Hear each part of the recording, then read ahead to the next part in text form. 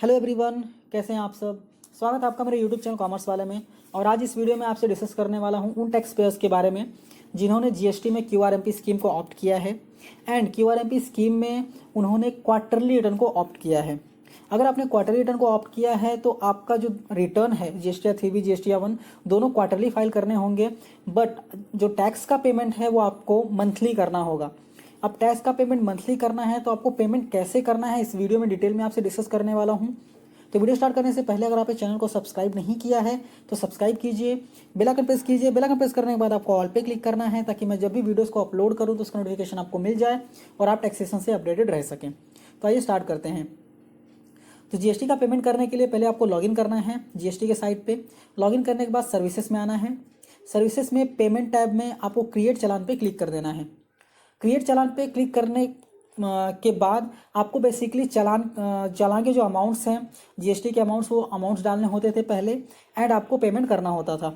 But आपको एक नया टैब देखने को मिल जाएगा। यहाँ पे आप देख सकते हैं इंटरफेस ओपन हो गया है। यहाँ पे दो रीज़न पूछा गया है। पहला monthly payment for quarterly return and any other payment.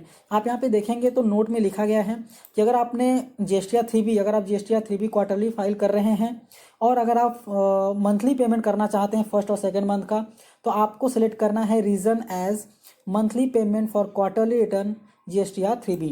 तो बेसिकली आपको फर्स्ट वाला ऑप्शन चूज़ करना है।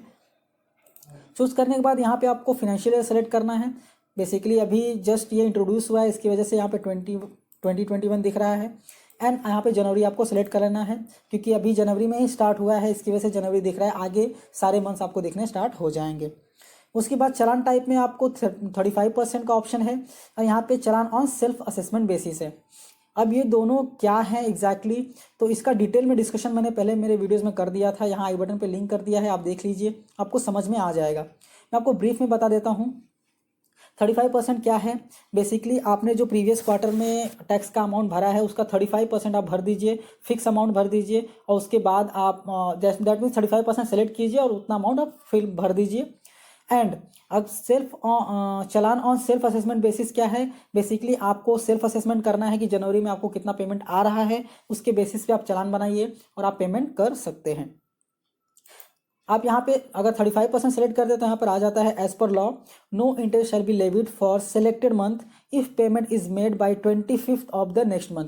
अगर आप 25 तारीख तक पेमेंट कर देते हैं तो आपको कोई भी लेट इंटरेस्ट फी जो भी इंटरेस्ट है वो भरना नहीं पड़ेगा।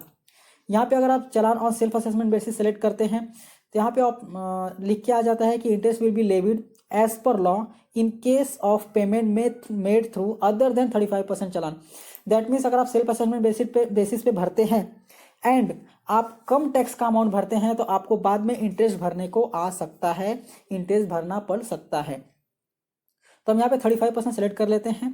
सेलेक्ट करने के बाद यहाँ पे आप जो क्रेडिट आपका लेजर बैलेंस है, लेजर बैलेंस देख सकते हैं कि अगर आपने क्रेडिट लेजर में या फिर कैश लेजर में कितना बैलेंस अभी तक अवेलेबल है आपके पास। यहाँ पे उसके बाद आपको प्रोसीड कर देना है। प्रोसीड करने के बाद यहाँ पे मैसेज आ रहा है the cash paid for tax liability in last GST 3B is nil less than minimum amount required for 35% challan creation, hence you are advised to make payment on self assessment basis. That means पिछले 3B में हमने कोई भी tax का amount भरा नहीं था, GST 3B नील था, इसकी वजह से यहाँ पे कोई भी पेमेंट करने के लिए ऑप्शन नहीं आ रहा है, 35% ऑटो सेलेक्ट करके नहीं आ रहा है। तो इसलिए एडवाइस कर रहा है कि आप सेल्फ असेसमेंट बेसिस पे ही भरिए। चलिए मैं सेल्फ असेसमेंट बेसिस यहाँ पे सेलेक्ट कर लेता हूँ एंड प्रोसीड कर देता हूँ।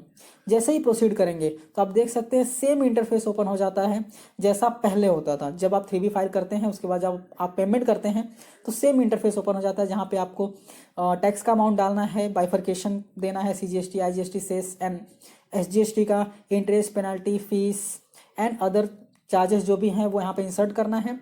टोटल चालान अमाउंट आपको आ जाता है। उसके बाद आपको पेमेंट सेलेक्ट करना है। ई पेमेंट कर रहे हैं आप, घर बैठे बैठे नेट बैंकिंग के थ्रू पेमेंट कर रहे हैं आप, ई पेमेंट सेलेक्ट कर सकते हैं। ओवर द काउंटर यहाँ पे सेलेक्ट कर सकते हैं, बैंक सेलेक्ट कर सकते हैं एंड अगर आप कैश दे रहे हैं, चेक दे रहे हैं, डिमांड ड्राफ्ट दे रहे हैं तो आपको यहाँ पे ये सेलेक्ट करना है। नेक्स्ट है नेफ्ट एंड RTGS। अगर आप नेफ्ट और RTGS करना चाहते हैं तो आप यहाँ पे बैंक सेलेक्ट कर सकते हैं अपना। बैंक सेलेक्ट करने के बाद आप जो है चालान को सेव कर सकते हैं, सेव करके क्रिएट चालान कर सकते हैं और आप पेमेंट कर सकते हैं। यहाँ पे सारी डिटेल्स भरने के बाद अगर आपको लगता है कि नहीं रीज़न चेंज करना चाहिए तो यहाँ पे एडिट रीजन का भी ऑप्शन है, आप रीजन को एडिट कर सकते हैं। तो आई होप आपको समझ में आ गया होगा कि आपको अगर पेमेंट करना है तो आपको कैसे पेमेंट करना है अगर आप आपके रिटर्न्स को क्वार्टरली फाइल कर रहे हैं। तो अगर आपको वीडियो अच्छा लगा है तो लाइक कीजिए, अपने दोस्तों के साथ शेयर कीजिए, और अगर आप चैनल पे नए हैं चैनल को सब्सक्राइब कीजिए।